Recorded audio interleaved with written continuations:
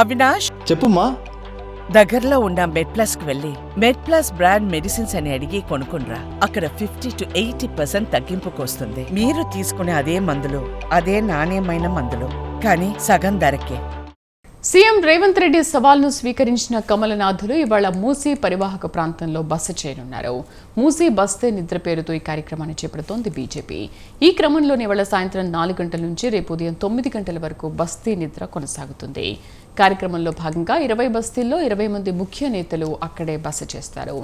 తులసి రామ్నగర్లో కిషన్ రెడ్డి, మలక్పేట శాలివాహన నగర్లో లక్ష్మణ్, ఎల్బీనగర్, ద్వారకాపురంలో ఈటెల రాజేందర్ బస చేయనున్నారు. వీరితో పాటు కార్పొరేటర్లు, స్థానిక నేతలు, 8 జిల్లాలకు చెందిన పార్టీ జిల్లా అధ్యక్షులు పాల్గొంటారని బస్తీ నిద్ర కార్యక్రమంపై వివరాలు వెల్లడించాయి బీజేపీ వర్గాలు. ఈ సందర్భంగా ఎట్టి పరిస్థితుల్లోనూ పేదల ఇళ్లను కూల్చనివ్వమని శపథం చేశారు కమలనాథులు. మా కరెస్పాండెంట్ శ్రీనివాస్ పూర్తి సమాచారం అందిస్తారు. శ్రీనివాస్, బస్తీ నిద్ర ఏ విధంగా కొనసాగనుంది ఇవాళ? శ్రీదేవి, సీఎం రేవంత్ రెడ్డి మూసీ ప్రక్షాళన మీద బీజేపీ నేతలకు, ఇతర విపక్షాలకు ఒక సవాల్ విసిరారు.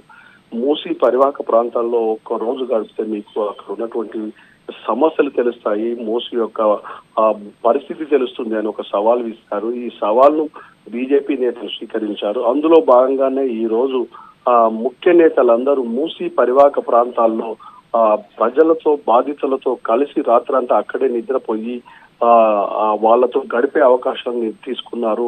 ముఖ్యంగా ముఖ్య నేతలందరూ కేంద్ర మంత్రి కిషన్ రెడ్డి, అదే విధంగా రాజ్యసభ సభ్యులు డాక్టర్ లక్ష్మణ్, మల్కాజ్గిరి పార్లమెంట్ సభ్యులు ఈటెల రాజేందర్, చెవెళ్ల పార్లమెంట్ సభ్యులు కొండ విశ్వేశ్వరరెడ్డి లాంటి నేతలతో పాటు దాదాపుగా 20 చోట్ల మూసీ పరివాహక ప్రాంతాల్లో 20 చోట్ల ముఖ్య నేతలందరూ అక్కడ బాధితుల ఇళ్లలోనే ఉంటూ అక్కడే వాళ్ళతో గడిపి ఆ రాత్రంతా అక్కడే ఉంటారు.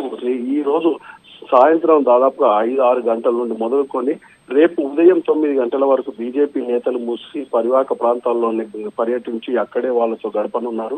ప్రధానంగా తాము మూసీ ప్రక్షాళనకు వ్యతిరేకం కాదు, కేవలం పేదల ఇళ్ల కూల్చివేతలకే వ్యతిరేకము. మూసీ ప్రక్షాళన ప్రభుత్వం చేపడితే దాని గురించి కావాల్సినటువంటి ప్లాన్ కానీ, దానికి సంబంధించి ప్రాజెక్టుకు సంబంధించిన వివరాలను కానీ వెల్లడించాలి, రిటర్నింగ్ వాల్ నిర్మించాలి అని డిమాండ్ చేస్తుంది బీజేపీ మొదటి నుండి.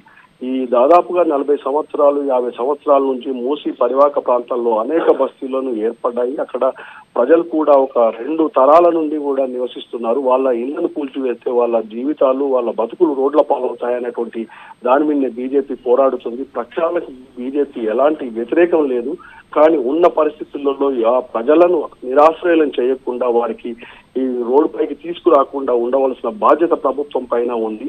దీని మీద ఎలాంటి ప్రాజెక్టు మీద ఎలాంటి ఉద్దేశం బీజేపీకి లేదు, కానీ ప్రభుత్వం ఇస్తున్నటువంటి సవాళ్ళు మాత్రం, సీఎం రేవంత్ రెడ్డి ఇచ్చిన సవాల్ మాత్రం స్వీకరించి ఈ రోజు దాదాపు మూసీ పరివాహక ప్రాంతాల్లో 20 చోట్ల బీజేపీ ముఖ్య నేతలందరూ ఆ బాధితులకు భరోసా కల్పిస్తూ అక్కడే వాళ్ళు నిద్రపోయి వాళ్ళతో గడుపుతారు అని చెప్పి బీజేపీ నేతలు చెప్తున్నారు. ముఖ్యమంత్రి దీని మీద ఏ విధంగా స్పందిస్తారో చూడవలసిన అవసరం ఉందని చెప్పవచ్చు. Sridevi. Right Srinivas, thank you. మూసీతో పేదల ఇళ్లను రేవంత్ సర్కారు కూలుస్తుందనేది ప్రతిపక్షాల వాదన. ఈ క్రమంలోనే కాంగ్రెస్ బీజేపీల మధ్య సాగిన డైలాగ్ వార్లో సీఎం రేవంత్ రెడ్డి విపక్షాలకు మూసీ పరివాహక బస్తీల్లో ఒక్కరోజు నిద్రించాలంటూ సవాల్ విసిరారు. ఈ సవాల్ను స్వీకరిస్తూ మూసీ బస్తీ నిద్రకు సిద్ధమైంది కాషాయ దళం.